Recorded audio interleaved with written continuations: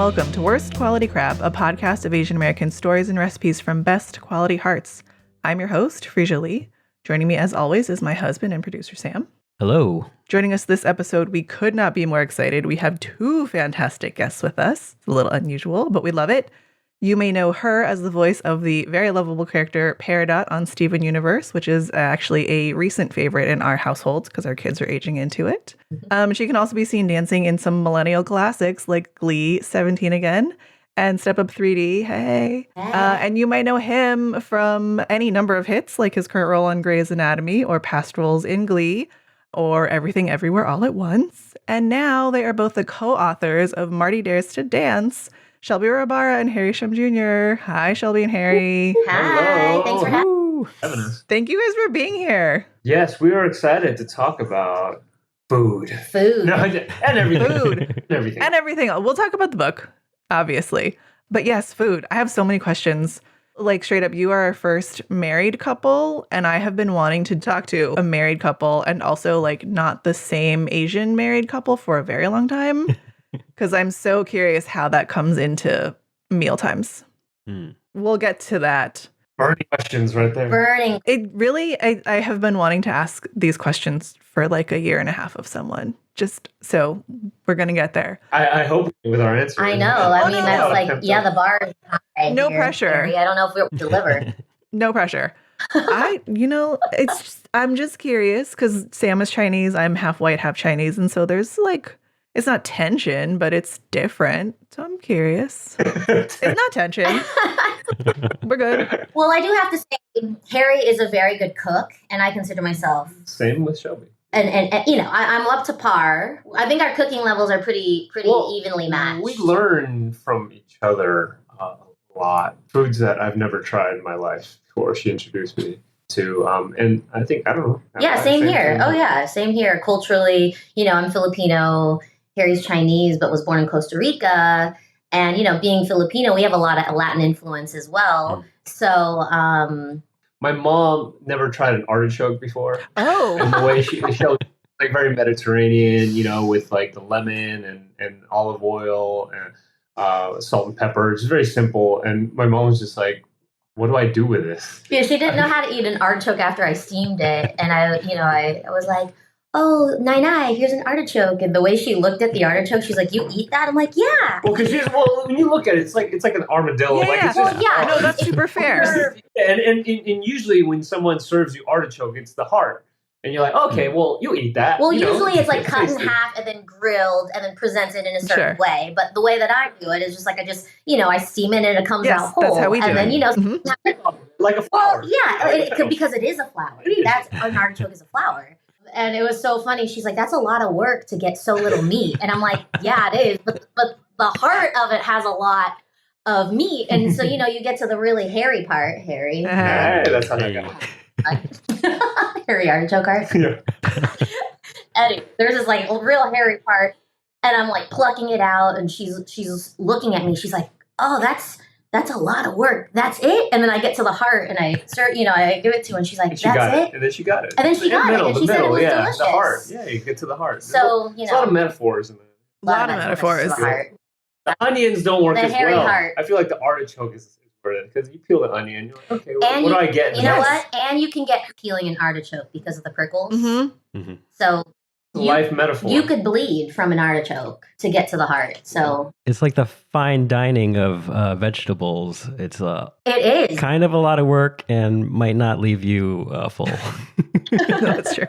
Well, and also you have to, you know, steam it or cook it for the right amount of time. Because if or you the serve mushy, if it's not too long. it's very specific. Or too raw. Yeah, but it's very nutritious. And good for you. And delicious. And delicious. That's This right. show sponsored by artichokes.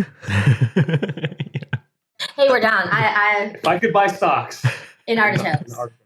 Like, is part of a regular thing for her to eat now, to eat artichokes or cook them on her own? Only when she comes over. She doesn't know how to cook it. And it's like, my mom is like an incredible cook. Incredible. But she's just like, what do I do with this? So Yeah. you just steam it. It's like, okay.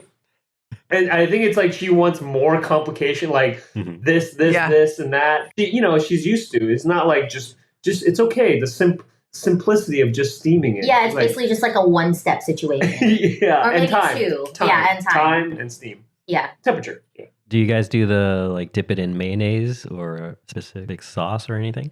Yeah, we'll do like an aioli situation when we're at restaurants, but usually at home it's olive oil, lemon, sea salt. Some good quality sea salt though. Like I really love table salt. Maldon. Is that what it's called? That table salt. You know what I'm talking about? Like flaky. Yeah, Costco has these huge. I love Costco, by the way. We love Costco on the show. I mean, come on. Do they sponsor podcasts? I don't know, but hey, I mean, listen. if anyone, it would be They this could one. start. They almost don't need to. It's kind of like they're just sitting back. Like they don't need to. No, they Don't got just sponsor quality anything. product. Maldon sea salt in a big fat tub. Fantastic. But yeah, that's what we do: olive oil, lemon, Maldon sea salt with some fresh pepper. Well, yeah, what do y'all do with artichokes? So we usually do just like a mayo or like a flavored mayo. I grew up, my mom was really into like curried mayo. Ooh, yum. So we would do that. And then we went through a phase where we were eating artichokes maybe far too often. And so we haven't touched one in like a year. That tends to happen. Because at Costco, yes, things from Costco, they would sell a 4-pack and they were giant. Like they were the size of like our baby's head. And so that was actually enough for almost a meal. And we're like, all right, kids have gone to bed, artichokes for dinner. And then I think we sort of overdid it. And now every time I see them at Costco, I'm like, you know what? Not today. Yeah, not Still not ready. They'll come back into rotation. Yeah. Okay, let's go back. Harry, you grew up in Costa Rica. Your mom's an awesome cook. What is she cooking? What was she cooking for you as a kid? I mean, it'd be kind of all over the place. Just when I didn't, food was just food, until we started putting labels like this is Chinese food. This is like from Hong Kong. This is, canned rice and beans, gallo pinto. Like, I grew up with that. I remember that rice and beans and patacones, which is a fried plantain. I always thought, I was so confused. I was just like, plantains were bananas to me. So when I saw banana, I was just like, let's cook that. And they were like, what? What do you mean? Cook a banana? Well, specifically, patacones are green plantains, the really hard kind that you have to and maduros, boil and smash. And maduros are like softer. Well, they're like super ripe, like almost black. And so like, in the Filipino culture, I grew up with eating maduros for breakfast. My grandma would cook that for me with garlic fried rice and a fried egg. Yes. And fried plantains. And then so when I started dating Harry and he was trying to woo me, he would definitely cook for me, and he made me patacones, remember, in your small back house? Yeah. Like the kitchen was so tiny. It was like the size of a closet. Yeah. Humble beginning. Here's Harry. Oh yeah. Harry was boiling or frying them twice. Smashing them, boiling. No, you don't boil them. You fry them first. Fry the big fat guys first. Well, you cut them into chunks, and then you take them out when they're kind of like almost not golden yet, and then before they reach that, and you smash them so the insides can get fried too, and then you fry them. So they become flat. Twice fried. Yeah, they become flat. They become flat. Yeah. And you cooked that for me, and I remember being like, oh, this is so sweet. This is a way to a Filipino girl's heart. Let me make it easy. Let's make it easy. No, but you also made sudado de pollo. Oh, yeah. And like the rice for me. And I was very impressed. I was like, hey, this guy's cooking for me. I think she thinks I'm going to make Chinese food. I'm going to make Costa Rican. It was really amazing. I was like, come through. Nice. Okay. And the fact that you were like dancing while cooking. ladies, that was the way to how he got me. Harry, where did you learn to cook? Just watching my mom and dad. I mean, my dad didn't really cook much until we owned a restaurant, Chinese restaurant in elementary school. So for 10 years. In San Luis Obispo. Yeah. So my dad had like a hardware store. The business didn't do too well, so they had to kind of transition to another trade, I guess. And they had this Chinese restaurant kind of in the middle of this beach town. And it was coupled up with like stuff that we make, like very Chinese American food, just because the culture around there, that's what they were eating. And then on the flip side, my mom would cook the mixture of like Cantonese and also like Latin foods that to this day, I'm just still figuring out like, oh, that's not like authentic, quote unquote Chinese, but I hate that word because I like, well, it's authentic to kind of how we grew up. And this is how how we ate, and this was real Yeah. food. You are real, authentic people, and thus, Yeah, and so, but I was always like, people always say like, "Oh, that's not authentically Chinese." I'm like, but okay, what does that mean? Like, yes, it's not from the traditionally what has been cooked, passed down for years and years, but also what's been passed down years and years. There's been like this shift where if someone moved somewhere else to Ireland and then they got a different like flavor, and then they moved over to America, and we don't fully know that story where this hint of flavor kind of came from in the combination. So, anyways, but your dad is a really good cook. Now he just cooked for us a few weeks ago. Pike what? It's The like little, a black bean, fermented black bean, the oxtail? spare ribs. Okay, yeah.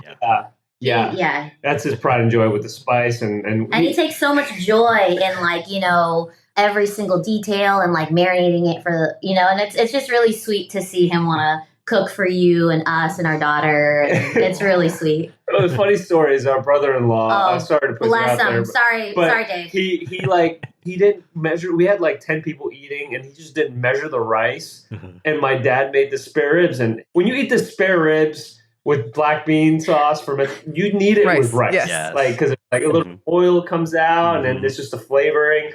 So he didn't cook enough rice. To his defense, they were staying with us, and we have like a zarushi. I think the Japanese. He didn't know. He's like, how much do I put in there? And so then I'm like, he's asking me, and I'm like, playing with the kids or whatever. And I go, I usually do like 2 cups, but I was talking about the cups in the measuring device, the thing, the rice cooker. Yeah. And I just do it the old school Filipino way with my finger, right? Yeah. So I'm kind of like, I never measure right. I literally just put my finger. And I just look at it, and I was guessing, just fill it up to line 2. And then in my head, and then he goes 2 cups, and I go, 2, whatever the 2 is, just fill it up to 2. Wash it. And I was like, use your finger, Dave. Use your finger.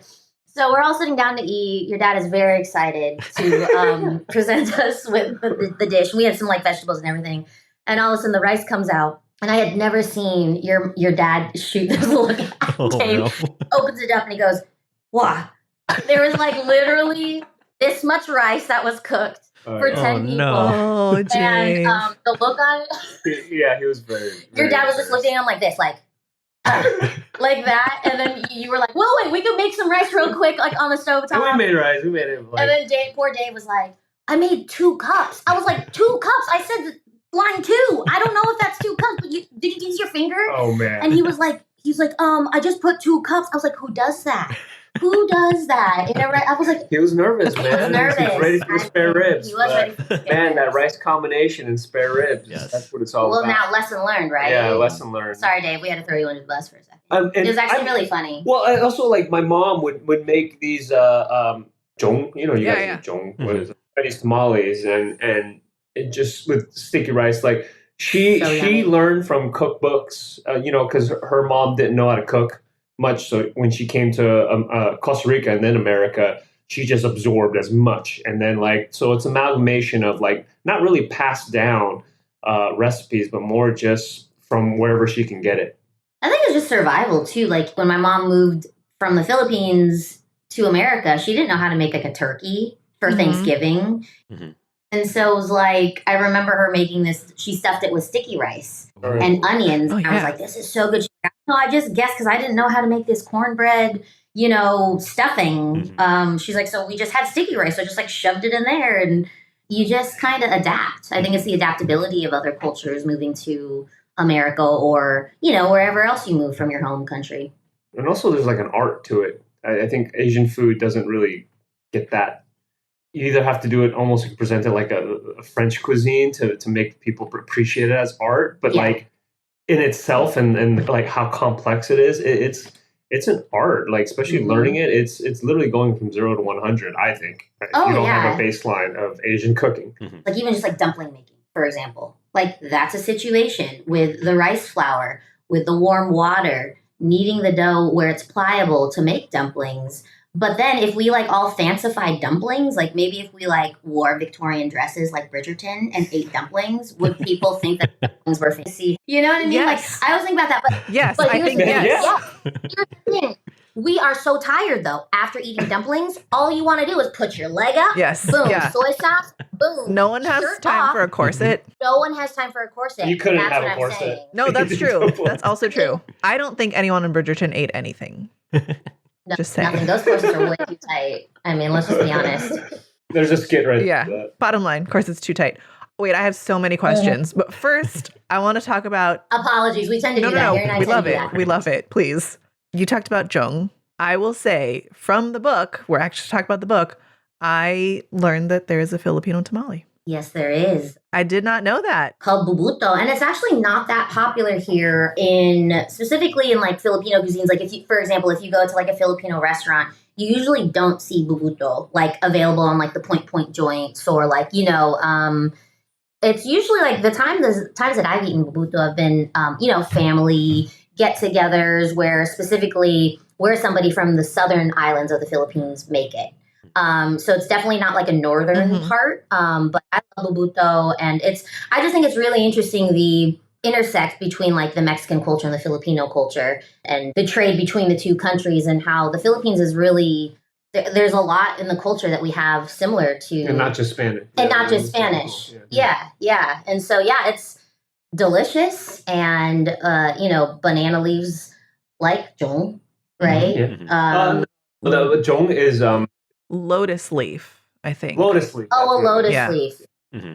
Right, yes. Everybody uses Similar a but big different. leaf for something. Mm-hmm. Yeah, That's all right. different leaves. Let's Yeah, talk or about husk. Talk about like tamales being eco-friendly though.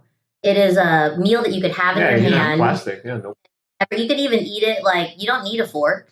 Technically, you don't. You can eat it, Uh-huh. and then it's compostable. Yeah. We should all be eating more bubuto tamales. And it's a perfect like amount of, if you eat one, you're kind of getting everything. You get the meat, and you got a little bit. If you put nuts, or peanuts, whatever, it's balanced. eggs and sticky rice, glutinous rice, or whatever rice, because it's portion control. It is portion control, and it's filling, and it's on the go. It's super filling. Super filling. They're like $3 in one, and you're done. Yeah. But yeah, bubuto. Lola's making Martee some bubuto, his favorite lunch in the morning, and then Yasmin, his best friend, they swapped tamales, which was like was like a nod to all our cultures, which was really, really fun. And while Harry and I were writing the book, I came up with this line, tamale tradesies. And I just thought it was so cute because I was like, oh, they're switching tamales to make each other feel better. And I was like, oh, food makes me feel better all the time. We need that to be a thing. So it's like trading Pokemon cards. Yeah, there's so many tamales in the world, too. There are probably ones that I never heard of. Yeah. There's so many. I mean, also within the cultures, like there's, the Puerto Ricans do it differently, and then Costa Ricans, I'm sure in China or El Salvadorian. and even in Philippines in different regions, it's all different because you're putting different fillings, you're putting whatever you have. Whatever you have. Again, like tamales are such a hustle food. People sell them. It not only nourishes your body, but it's also like a familial thing, I grew up in Santa Ana, in Orange County. What? Santa Ana, let's go. I'm really proud where I came from. I am. Like, everybody's I love like, it. I grew up in Orange County. I'm like, yeah, but the Orange County, like Santa Ana, there's like Orange County in itself has so many subcultures. Like, we have the surf culture. We have Santa Ana. We have like Orange. that show, The OC? No. Nice. Let's talk about Laguna Beach. No. Right. But or Laguna Beach. It's people only know one thing about Orange County, but one thing in growing up in Santa Ana was like the Mexican culture and the tamales. And Christmas Eve, people would come knocking on our door and like give us tamales, and it was such a beautiful gift, and just like that notion of just like gift giving tamales was like so special and it's a very special place in my heart, Santa Ana, because of that and all the food culture there. And I'm starting to discover it now. I wasn't familiar until I met you and going down there and seeing all the different regions. I would call them regions because I feel like they're like regions. They're so big, like different parts of OC. It's just really like cool. LA, just like LA, you can go down and get like Ethiopian food. San Gabriel Valley for like Asian food, the pho. I grew up with a lot of Vietnamese people too, so Vietnamese food for me is just so special. Like, that's all I want when I go down to Orange County. I'm like, yo, let's go like the best.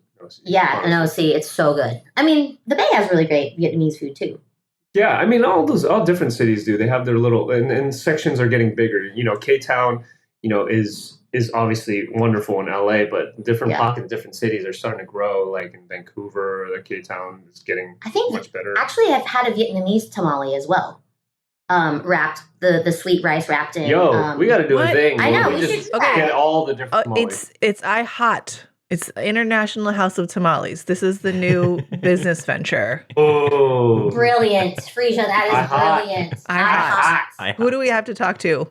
Because I would go to this. They're wearing corsets, right? No, and the corsets because I hot. Yeah. And then we'll make tamales. That was excellent.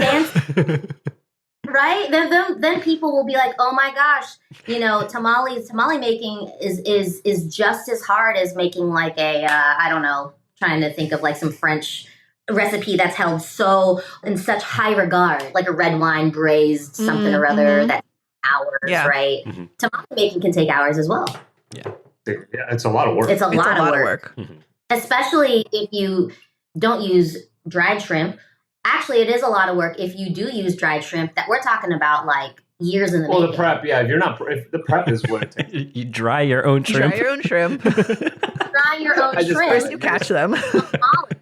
Tamales make forever. But hey, like a lot of people go pay a lot of money for dry aged steak. Listen, to make like fish sauce, to make dried shrimp, that's a lot of work. It's a lot of work. Yeah. Mm-hmm. My mom makes like a whole bunch. She makes like for us, and she'll make like 10 or 20, and then we just put them in the freezer. Yeah. And it's our go-to. When you steam them, it comes out. It's just like, oh man, it's like she just made them. It's I know, freezing. What a great invention, It's one of the greatest.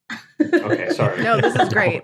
Also, investors, if you would like to invest in a very specific restaurant, get at us. Hire the moms. Yo, we should hire all Not moms. Not that hot, but I hot. But then with like the grandmas, you won't, them say things, but it'll be grandmas. No, the grandmas say I hot. Yeah. I hot.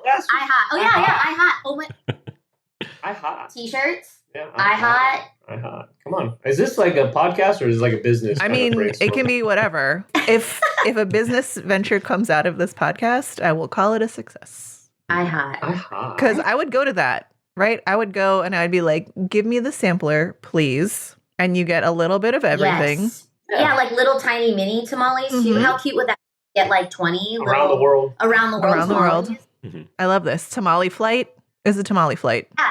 A tamale flight with you could have non-alcoholic and alcoholic flights of, there's, I'm going to bring up Red Horse. Gets you really drunk. It's a beer in the Philippines and it knocks you on your ass. It's amazing. Like we're in the barrio. I'm from the Cuts in the Philippines. Let's go Pangasinan, Binalonan. So I'm from the barrio and that's what me and my cousins do. We sit around and, we're all taking turns and cranking the lechon. Like straight up, like with a bamboo in its mouth, like the old school way. Nice. And, we've all witnessed the which I think is actually really humane because they raise the pigs themselves from baby all the way to the adults. And then we actually stand around and we give respect to the pig that's being slaughtered. Mm-hmm. And we all have witnessed that. Me and my cousins have witnessed that. And then from there, it's a communal pig. So then we invite everybody in the barrio and we all have this fiesta celebration for whatever it is, whether it be funerals or Christmas or anything. And it's kind of really special. Sorry, I don't know why I just went off on this whole tangent about a lechon all of a sudden. No, I like it. Oh, Red Horse. That's why. Because, usually in that time when we're taking turns cranking the lechon over the Spitfire, but a real Spitfire, the kind that's right in the middle, in the backyard, in the middle of a field. It's not really a backyard, the way people think in America. It's a field in front of the rice field, Yeah, the whole with field bamboo. Is your backyard. Yes, with bamboo. And yeah, Red Horse, I just have great memories of just getting drunk off a Red Horse and just eating chicharron with suka, which is vinegar. And whatever, the grandma and grandpas are cooking, they all just bring it to you and you're just yeah. Your turn to turn the lechon. You're yes, and you have a moment with what you're cooking, which is really special because it takes hours. Yeah. I think that's the best part of it. Any cuisine is if you have a relationship to the process. Yeah, absolutely. Harry's trying to catch a fish recently. We've been going fishing. Oh yeah, zero for whatever. But I have high hopes for you.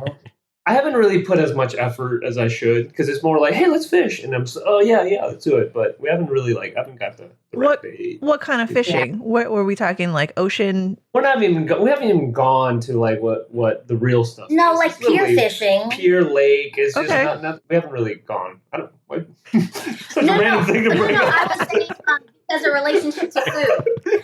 It's not random because he was saying like relationship to food, and then I was like, oh, what have we tried to have? We a have no relationship relationship to fishing our fish apparently. So. Well, because you haven't caught anything yet, Yeah, and that's you have what I no was saying. relationship. But I'm saying when you But I do enjoy You're working on a relationship. we're working on a to relationship. fish. That's the Okay. thing. So therefore, A lot it of was fish not in the random. sea, guys. A lot of fish. A lot of fish in the sea. I already caught the best one. Oh, good job, Harry. Good job. Woo. Yes. How will you cook that fish when you catch it? Ooh, depends what kind of fish. I'm trying to catch a branzino. You can catch a branzino. I know, off the that's pier. what I'm saying. Because I only know how to cook a branzino Well, properly. you know, when we were at Balboa Pier, a bunch of people were. Are you saying I'm a branzino? Yeah, you're a branzino. I know how to cook a branzino. Well, a lot of people were catching smelts off the Balboa Pier, and so Smelts are pretty easy. Yeah, we would fry them. I would definitely fry them, maybe with put in some tomato flour. sauce. Yeah. Well, if I fried it, I wouldn't put it in tomato sauce. You can put it after. As a dipping sauce? Oh no, you could do a little like saute with a. Yeah, I was thinking more like parsley and garlic. Okay. But anyways, if it was a smelt, we'd have to catch a lot of them though, because smelts are small. Yes, they are. Or we could get a little tiny fork. Each all have just one little tiny smelt, which is That's fine. how it should be. Could That's you how it imagine should going to be. a restaurant like everything's tiny? Everything. That's what I feel Yeah, like. it's the back to the mini tamales. Yeah, mini tamales would be tamale flight with Red Horse, like the alcoholic, and then it could be what's that stuff that we were in Shanghai? Moi Toi? What is it? Mao Toi. That would be on the flight. You know Mao Toi. They have the really high alcohol content. They had ice cream though in Shanghai, right? Oh. In Shanghai, when we went last year, they had a whole storefront. Does it come in that white bottle with the red cap? Yes. Yeah. Yes. Okay. Totally With like spelling the it red wrong. label. Yep. Jet fuel. Jet fuel. It tastes It like is jet jet fuel. Yes, that could be on the flight. Really, it tastes so good to me. I guess I like jet fuel. that- I should go get some from. That could from be with plane. the Chinese to drink with the Chinese tamales. Yeah, you need food. And then the non-alcoholic like tea or juices like calamansi juice.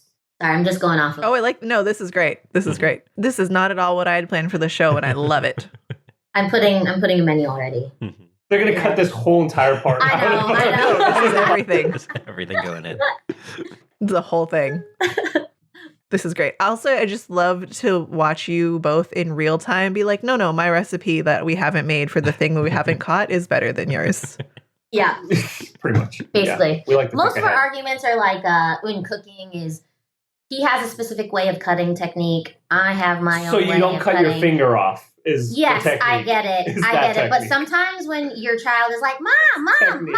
and I'm like This is just the trying to technique. cut her some carrots, you know what I mean? This Like is- sometimes I just am like, bam, bam, bam, here's your Mhm. kid, here's your carrot sticks. Here you go. Oh my god. Oh my god. Oh my god. Oh my god. Oh my Okay, god. I still As have all my opposed to- fingers intact. I was just going to say, I think she has all her fingers, so it's worked out okay. It only Mhm. takes one. That's right. It is right. true. It only takes one time. And he decided to get really sharp knives, which I'm a fan for, but here's the thing. That's what you need. Okay, You here's need the thing sharp though. knives. When they're Dull super knives sharp, are though, so much more dangerous. you're right, Yeah. but if you get like somewhere between dull knives and sharp knives, which is a regular average knife, it's an average knife. So Where you most know what I people mean? get cut. The I've average never knife. cut myself on an average knife. I nick myself all the time with your super sharp knife. So you know what we should do? You just get your own set of knives and I'll get my set of knives. That's what we pretty much have. It's true. It's true. Yeah, I like to use my knife. You like to use your knife. Yeah. This is what keeps marriages going. Mhm. Separate knives. Kind Kinda, of, yeah. You kind it's of need to true. do that. You kind of because you're two people. Yeah. You're Yeah. not. No, you- true. Oh, that's Yeah. that Spice Girl song when two become one. I mean, it's sort of kind of true, but like, and then But and still then, keep their knives. but That's still right. keep their knives. And their fingers. You gotta cut your fingers to cut the carrots. Don't leave them out, or you won't have none. I don't know. You remember a decent amount of that song. I'm impressed. Oh, I love that song. Come on, I'm not. True not admit millennials. that. millennial. Speaking of cutting carrots for your daughter, how is she eating? What does she think of all of these foods? And like, is she at the point where she's just like, food is food and it has no label? No, Oh, she she's eats very everything. opinionated. She's very opinionated. She doesn't like mushrooms. Oh yeah, she doesn't like mushrooms. Doesn't like the texture, Mhm. which I get. But you know, for the most part, everything we cook, she eats. Like she can house a dozen dumplings easily. Yeah. Xiaolong baos. Yeah. Nice. Easily. Like, and then broccoli, a side of broccoli, like she like houses it. You act like she eats like. She doesn't eat like that, but she's Our like. child can eat. I mean, with A her whole chopsticks, broccoli at one bite. she's like Like, real quiet damn. though when she's happy and eating Yeah. and takes her time. Yeah, and she pretty much eats. she's not a monster when she eats. It's fine. Our kids Yeah. are. Well, people driving their car right now are thinking, "Oh my god! Oh my gosh, this I can't child see this child. housing dumplings and broccoli. She does just get stuffs down. all the dumplings in and like a hamster at one time. Is Yeah, I know. 12. She has done that once or twice. And she loves noodles. Like anytime your mom makes noodles or my mom makes food for her, like arroz caldo, a chicken rice porridge, It's like a Philippine version. or like congee. of con. Or like my mom makes salmon sinigang for her. She eats like 3 bowls of that. So she eats. Thank God. Thank Yeah. God. Yeah. I don't know. Yeah. So she's a good eater. Is she Yeah. growing up learning like this one's Filipino, this one's Chinese, or is she just sort of like it's mama's food, dada's food, nina's food? Like, does she have any of those associations, or is it all it's in front of her and it's good? I think she knows the difference. Yeah, Like, she I knows. Think, Just like you when- look at Italian food, and you like, and she can tell if it's like she'll say like, "Oh, Vietnamese food, pho." Mhm. And she'll, like, our request spring it, rolls that we too. make. Yeah, Yeah, she'll request like Vietnamese pho, or like when grandparents come over, she knows what she wants to ask them to make, which is like always like really heartwarming. It's like I want to watch that show on Netflix, Yes, not on HBO Max. Yeah, yes, She knows. she knows. This is on Disney Plus, Dad. Okay, Yeah. okay. All right. I didn't know Awesome. that. I didn't know Great. that. Yeah, they know. They know. That's true. I just think it's so interesting when I think about the book, because we've read it a bunch and like we read it at bedtime, and talking to you now, there's so much in the book that is like, it feels like little nods to your life, but also feels like very broadly about the culture. And I just appreciate it so much because I think that, you could have told the same story. Like Martee didn't have to be Filipino, but like he is. And you could have told the story without tamale tradesies, but you did. And I love that. And you could have told the story without Lola in the back holding a plate of cut fruit, which was like also these little moments. And I guess my question in all of this is just what about all of that is so important to you and like why you chose to tell the story in the way that you did? Us writing it and then working, we want to talk about also Bianca Austria, who's our illustrator, and Karen Chan, who's our publisher. And that is important because like a lot of times when we were talking about really the story first, right? It was just, we didn't really talk about, there's a Filipino boy in the beginning, outside of we knew that that's what we wanted to do, but the story was more important. Like how does he get from point A, point B to point C, and then hopefully have a small little victory for himself. And then after that is when we start like, okay, this thing feels natural. Like she was, Shelby was like babuto and tamales. And then like the grandma cutting the fruit is really interesting because that's something that we all know kind of a sign of love or like communicating love to people when you're cutting the fruit for them. Especially like grandparents. Giving their little grandson or putting their time to doing that. Yeah. Yeah. And getting something sweet. And it's just like a good reminder of like, these simple things that we sometimes we take for granted. But what was cool is that, Bianca was just like, oh, yes, I know how to draw that. And I know, not just drawing like, because you could have done that 100 different ways, right? Of fruit cutting and the way it's cut. And then, if the skin's still on, and there's so many different ways that different cultures might do differently. So to have her not have to overtly explain it and also allow her to kind of give a little bit of, what she's kind of felt like, which is, pretty much what we've all seen, maybe cut differently.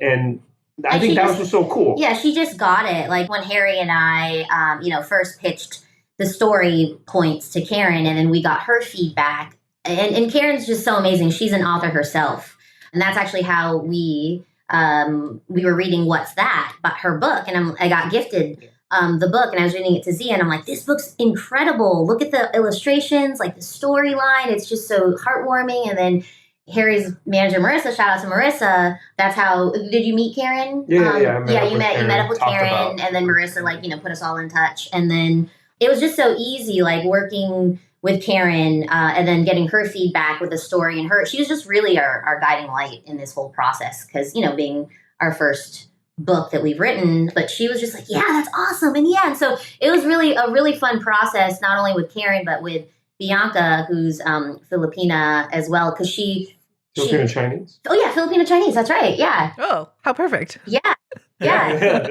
She just got it. Like she literally just understood it. Everything we were talking about, and she was like, "I love this like hip hop Lola," and it was awesome. It wasn't like I had to explain to her like, "Hey, Lola loves hip hop," and it was like, "Oh yeah, dope." It wasn't like, well, why is a Lola liking hip hop? But I was like, well, you go to San Francisco now, you see a lot of Lolas be bumping to Biggie or something. Right. Well, especially now, I basically created Lola because that's who I want to be when I'm a Lola. So that's like, I'm going to wear, I was her for Halloween. So I plan on. She's going to keep that. I'm going to keep that. To Lola. That's right. Aspirational. Aspirational. That's right. I want to be like a cool Lola. And, sometimes, you see those Filipino grandparents or any grandparents, like your dad has like so much swag. Like those grandparents that have so much swag and you're like, yo, I want to be you. When I'm that age, I'm going to be you. Like they're so swaggy. You know what I mean? That's what I want to be. So that's where Lola came from. But just Harry and I working with both Karen and Bianca, it was just such a dream come true. So, and that they got the cultural things that we never ever once said like, oh, hey, this little boy, it's not like everything Filipino. Mm-hmm. It was just. Well, it's just that I think it's Filipino American, and there's, we grew up having a lot of different American culture kind of influence, pop culture influence, which I think it's from everything. When you look at hip hop culture and dance and influence in that, which, we grew up around, and even like the school dance aspect of it, it's very different from in other countries than the school dances in America has been portrayed on television or movies. Do they have school dances in? Yeah, they have school dances. No, but not in the American culture way, I guess. Yeah, it's a little different.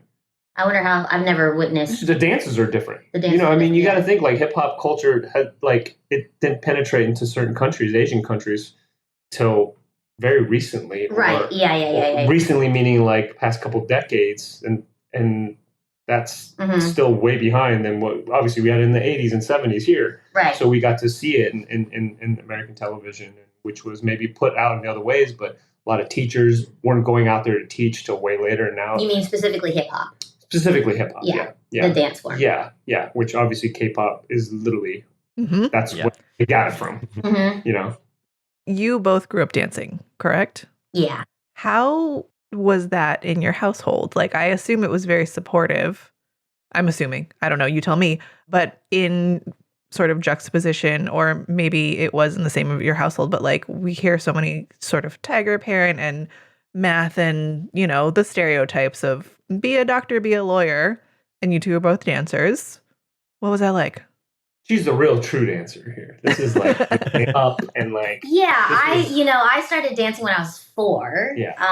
And the reason why was because I was really shy as a child. And so my sister was the one who told my mom, like, maybe Shelby should go to this dance studio called Bailey's Dance Studios. It's not around anymore, but it was a really, really great studio to grow up at until I was like age 12. And, my mom was all for it. She was a single mom. So it was something for me to do after school. And I had a lot of really supportive friends who would come, their parents would pick me up to help take me to dance. So, because my mom was like working night shifts, she was lucky that if she slept like 4 hours a day and then pick us up from school and then drop me off at dance. So dance for me was definitely such a wonderful, wonderful after school program, but also too like discipline, creative arts. I have amazing friends from it. And it definitely paved the way for me, even through like high school.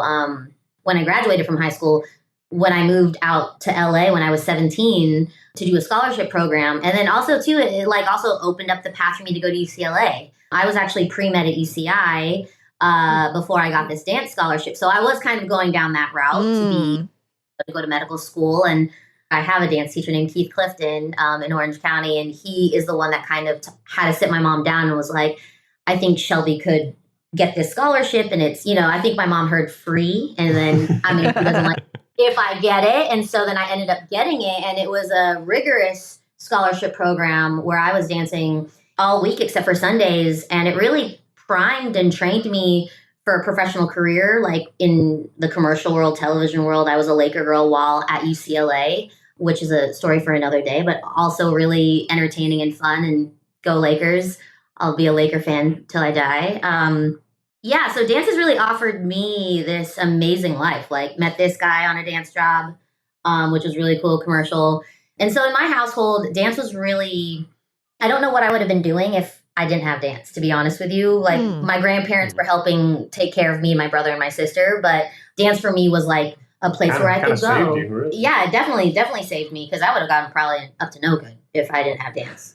Yeah, same here. I mean, to be honest with you, I don't know, like, what I would have done. I think most dancers have that in their bones. That's why they need to dance, because for sure. They kind of keep here instead of doing things. Instead of reaching for that, I don't know, that thing you're pretending to reach, and you're like. I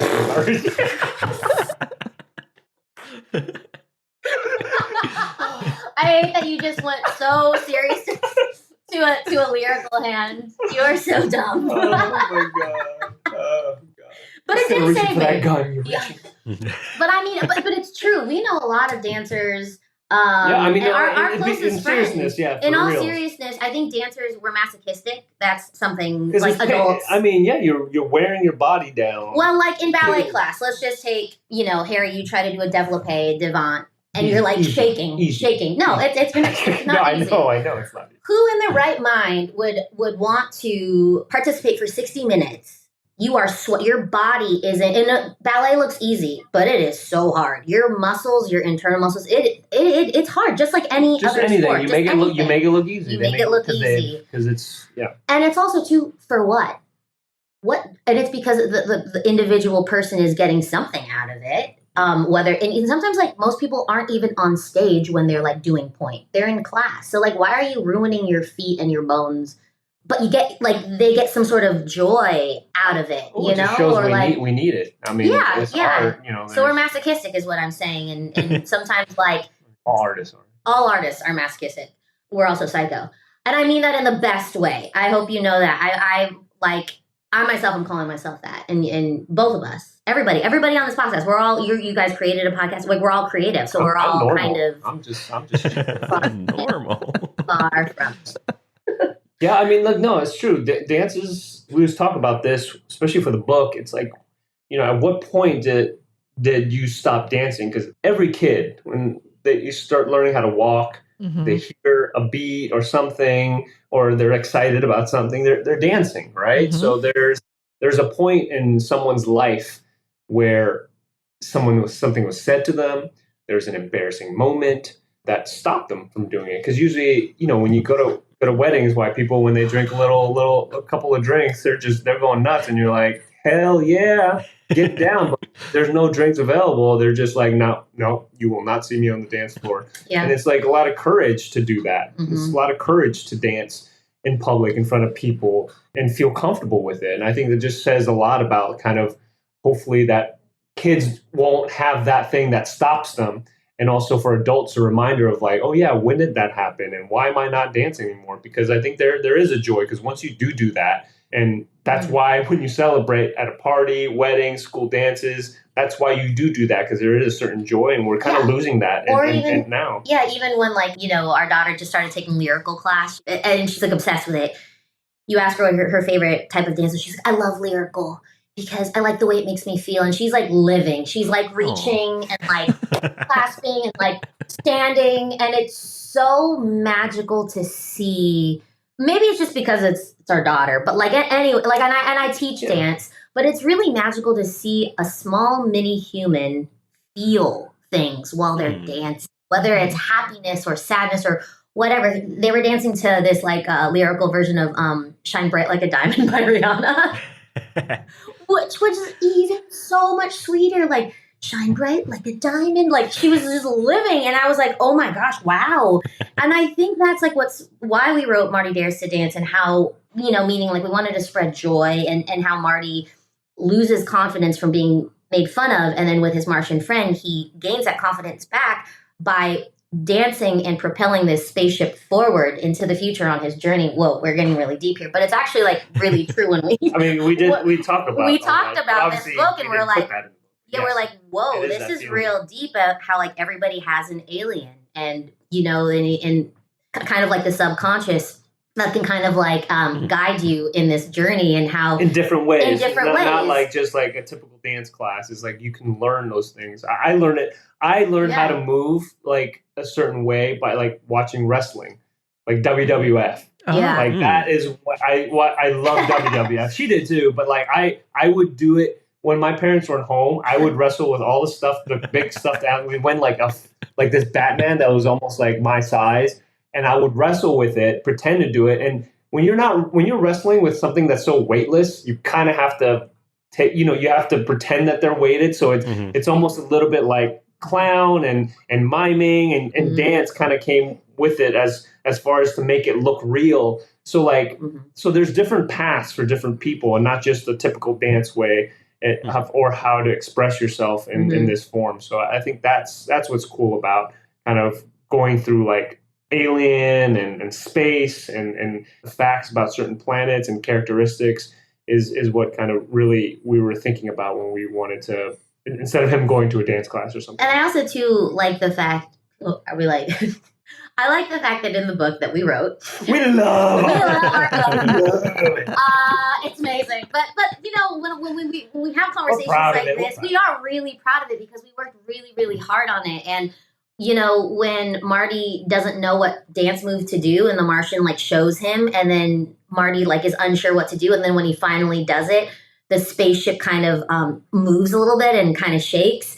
And then he realizes like, oh, if I do these dance moves, I get to go see more planets. And then it takes off, and he finds out that he's, he discovers that he's having so much fun with the alien. And by the end of this whole space journey, he's laughing with the alien and doing this whole entire 8 count, which is really fun because we've done it with kids before after readings, and these kids go nuts. And it is so awesome to watch it's really them, fun to see like, do all the dance moves all together. And just the look on their face of just like pure joy. Just whenever we do those events, it really makes us feel we're like super happy, and we're like, wow, we wrote a book where like we're able to read to these kids, and they can engage in dance and also feel these like happy, joyful feelings that we felt when writing it and why we wrote it. So yeah. I love it. I was going to compliment you in the book, but you kind of did all of that. It's fine. I mean, well, no, what I wanted to add to that still is that I think that it's not just a kid's book. Like, there are so many things that adults can get out of this book, right? Like lessons about confidence, lessons about like believe the people that believe in you. Yeah. And the idea of like, just try things, right? Like as Karen and I actually are going to do an episode too. So we're going to talk a lot about this. But I think that kids' books, like if adults just read kids' books and we just internalized the messages in that, we'd be good. And we wouldn't need 300-page self-help books because everything we need to know is basically in a kid's book if we can just remember it. Yeah. And I think that there's so much in your book that is both, it's so beautiful in that it is for other people, the joy that Martee gets out of dancing, the things that he learns along the way, but also just, again, the nods to culture, the nods to who you are, the nods to who you want to be, an aspirational Lola. There's so much about it that like the entirety of the package is just so wonderful. Oh, thank you. And that's why we wanted you here. Thank you. you. And that's why everyone should go buy this book. Where can they find this book? You can find it at your independent bookstores. You can also find it at gluebooks.com directly. And then you can find it on Amazon and all that too as well. But, Glue Books is... But yeah, support independent businesses, gluebooks.com. And she, not only Martee Dares to Dance, but the books that they have on Glue are really amazing. Yeah. Man, shout out to Karen Chan, man. She's the best. It's hard out there. It's hard out what there we're these learning days, about, that we didn't really realize about, children's books and just how it works and how there's so much like gatekeeping in that part of the industry. And when you see that, you realize that kids are not exposed to a lot of other stories. And when you really look into it, it really wasn't until like the past like 5-6 years that it really expanded and kind of pushed publishers to be like, oh, we got to actually like tell different stories. And so to see what Karen is doing is really important work, especially when you're talking about for the kids. It'll help just for to little moral lessons and also cultures and how other people solve problems. I think that's super key, and that solving problems might just be that barrier of like, oh, I don't know how to talk to this person. And you might have read that book like, oh, okay, I know what that person's talking about. I don't know everything about their culture, but at least there's an entry point, and I'm not like super ignorant about it, which is not bad to be ignorant because we're all ignorant to a certain degree. But just having like exposure over time as a kid and be like, oh yeah, I don't know why I remember that. And you might not remember the book that you read, but to know that like, oh, I heard about Bubudo before and I've tried it. And I never knew about it before. I think that's cool. There's Tagalog phrases like "dance with me, Apoko" means like "dance with me, my beloved," And I've had some Filipino people come up to me. They're like, "That's so special that you put that in the book because that's a phrase that my mom, Grandma Tessie, uses with our daughter." And so that's why I included that in the book. And I love that a lot of my friends in Orange County who don't speak Ilocano or Tagalog, that they're reading this to their children, their white children. And I love that so much because then it's not so isolated, it's inclusive now that they're reading Tagalog words. And so that's just really, I'm so proud of that fact that people are really loving the book in that way. And people outside of the Filipino culture too are like, yeah, the dancing Lola, it's now like a thing, like it's not weird anymore to have a dancing Lola. It should be normalized. We should see more dancing. Hell yeah. I mean, our normalized dancing Lola. Yeah. Love it. You guys have been great. I don't want this to end, but I think that we have to because life. Yeah. Thank you guys so much for being here. Oh, thank you for having us. This was so much fun. Thank you, Frisia. Thank you, Sam. This is this was super fun for us. Anything else y'all want to plug? I mean, you're very famous. Millions of people follow you on stuff. I don't think you need our show to plug anything, but if you wanted to, I don't know. Writing more books. I think that's definitely in our something that we're currently working on. I'm very excited about. Yeah. Yeah, and a whole Martee series. I'm just saying words. A whole Martee series. A whole Martee series. With friends. I don't know, with aliens and best friends, dancing Lolas. You never know. We've got stuff in our heads. Dancing Lola spinoff. Yeah. We have some ideas that actually bring me to tears when I think about Lola because it's a very sweet idea we have for her. Very sweet. Oh. Yeah. Oh, well, in that case, come back and talk about her when she is out in the world. Perfect. We'd love that. Thank you all again. This has been an absolute delight. Everyone, go get the book, truly. Martee Dares Dance. It's great. It is not just for kids, although your kids will love it. I really like reading it. I read it sometimes by myself just because it's very cute. Or I will pick it for bedtime when she's like, pick a book. I'm like, okay, it's this one. Go find the book wherever you can. Harry and Shelby, thank you all so much for being here. This was super fun. Listeners, they're very famous. You can find them on TV and on your screens and everywhere that you need to. But if you want to find us, you can find us at worstqualitycrab.com or on Instagram at worstqualitycrab or email us at worstqualitycrabpod@gmail.com. Until next time, we'll talk to everybody later. Thank you. Bye.